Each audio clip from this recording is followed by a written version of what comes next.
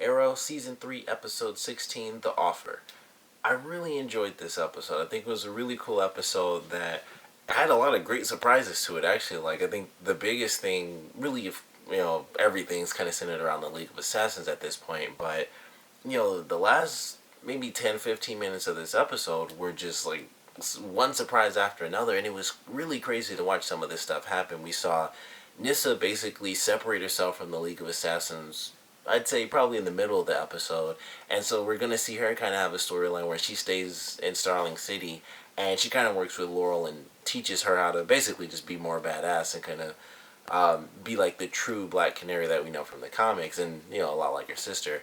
So I'm really excited for that. Like, they're gonna have a cool attachment, which I think is gonna be an interesting storyline for them, and it'll really be cool because Nissa is obviously like she's kind of like 100% the League of Assassins, and now she's just kind of out. Like, she left because Oliver was offered this position, and she kind of felt like it was her rightful place, and so she took off, and now she's just kind of like in this weird in-between state where she can do whatever she wants. She's not being attacked by the League or anything, but really, who does she know outside of the League of Assassins? It's like just the characters in this show. So I'm actually really excited to see how they use her character now that she's in this position, and it could easily go back by the end of this season or some point next season. But I think it's a great start to something that you know is going to be really interesting for Laurel. Without a doubt, that's going to be exciting to see. So I thought that was a great little moment towards the end where they kind of bond. Getting to see Shadow at the last minute in the flashback was just really crazy. Like, I saw they have this trailer for both Arrow and Flash for Paley Fest, and both those trailers show some stuff that's kind of spoiler heavy. You can check them out if you want to. They're really great trailers.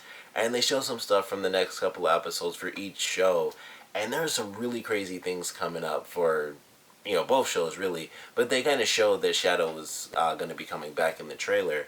So I was still surprised. As soon as it happened, it was like, crap. I wish it wasn't literally like.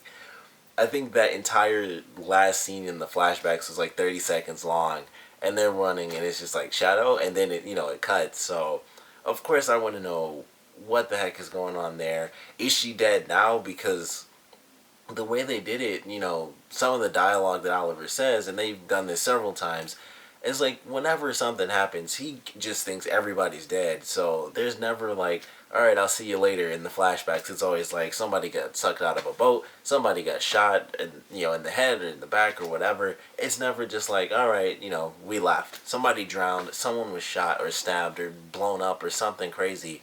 So I'm excited to see what happened in the flashbacks. Like, he could have easily said anything to Slade about, Shadow is alive or anything like that.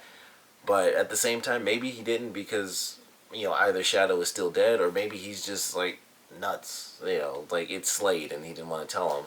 But, I have to assume that she's dead because they did have the scene in the last season where she was, like, one of the ghosts that he saw. And he said, that's not possible because you're dead.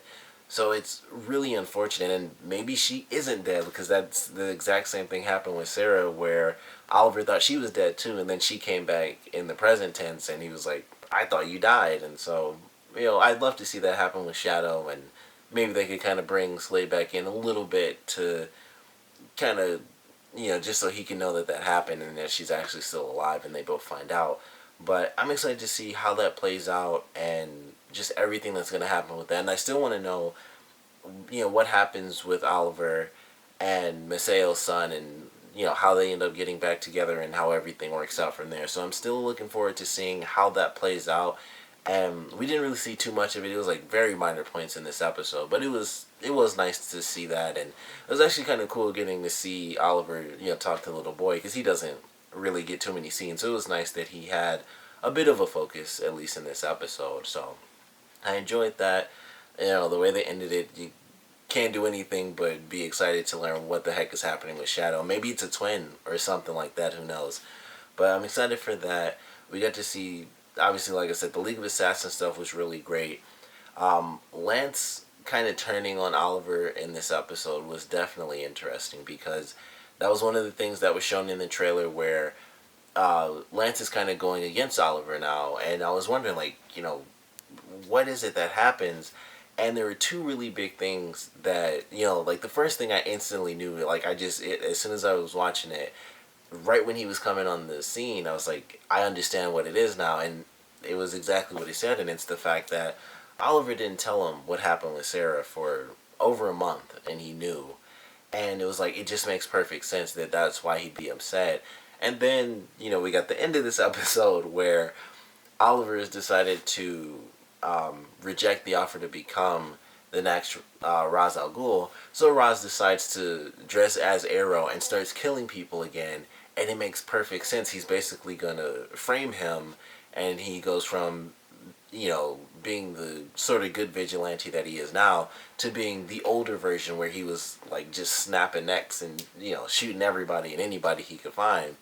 So, those two things together make perfect sense as to why Lance would kind of decide to go after him now. And I can't wait to see how that plays out. Like, they showed some stuff in the trailer, like I said, pretty spoiler heavy, like very serious stuff that you might want to just wait to be surprised about. Like the shadow thing, when I saw it, I was, it's much less of a surprise than, if I hadn't seen the trailer.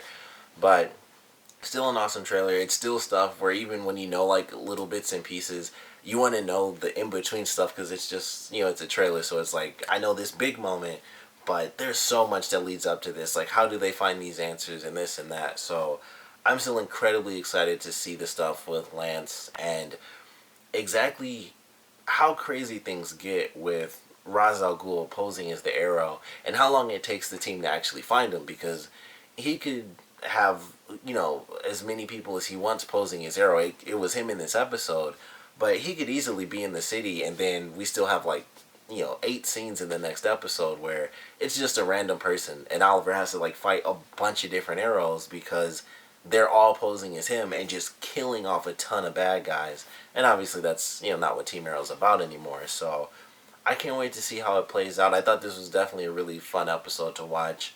The stuff with Laurel and Detective Lance, or Captain Lance, I thought that was pretty good too. It's still kind of crazy to watch where he mentioned he still loves her and cares about her, but he's not 100% sure if he'll ever forgive her. And it's just a really interesting, moment in time for his character right now, because he's so incredibly hurt by this, and he's not really seeing it from her side of things, which either way it still sucks. I mean, obviously the end result is bad no matter what, but she knew this secret, and I believe, her mom knew it. Everyone knew except for him, so he kind of feels like, almost like the idiot who just didn't know something, this important.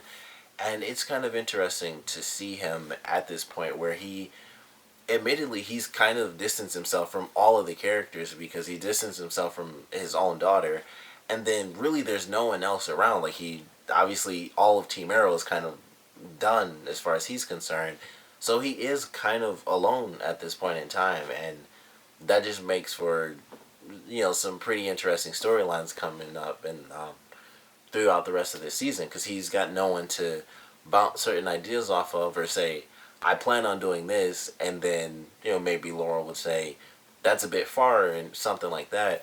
He's going to be by himself. He has, as captain, he has the resources to do whatever he wants. Vigilantes are illegal, so he can have this sort of anger and this drive to take down whoever he wants and stop all these criminals and, stop the Arrow if he decides to. And, no one's going to stop him. No one's going to really be around to talk him out of it, because he's going to be by himself. So, I can't wait to see how they play that stuff out. I was hoping we'd get to see Ray in the Atom suit. I know that's coming up, so I'm excited for that. I was really hoping we would see it in this episode, but once again, there was some stuff in the trailer that I was talking about, and I can't wait to see how that plays out. And there's some other stuff that goes on with Flash and lots and lots of stuff. But this was definitely a good episode. I'm really excited for next week's episode. I can't wait to see how they take on the villain that they faced in this episode, which I thought was pretty fun. I like the he can't speak, and I know he has a name. I have no idea who that character is from the comics, though. I know he has a name. I just don't know what it is at all. You don't have a character like that in a comic book show, and it's just yeah, we made him up. I know he's in the comics somewhere. I just don't know his name. But I love the episode, of course. I want to know what you guys thought about it, so please comment below. Let me know your favorite parts, your least favorite parts. And what do you guys think about this one with, all the little things that were kind of put in there? We had Shadow come back at, like the last second, and we saw her for like 2 seconds. We have Ra's al Ghul now posing as Arrow, killing people, and obviously he left the one guy alive to spread the word, like Arrow's killing people again.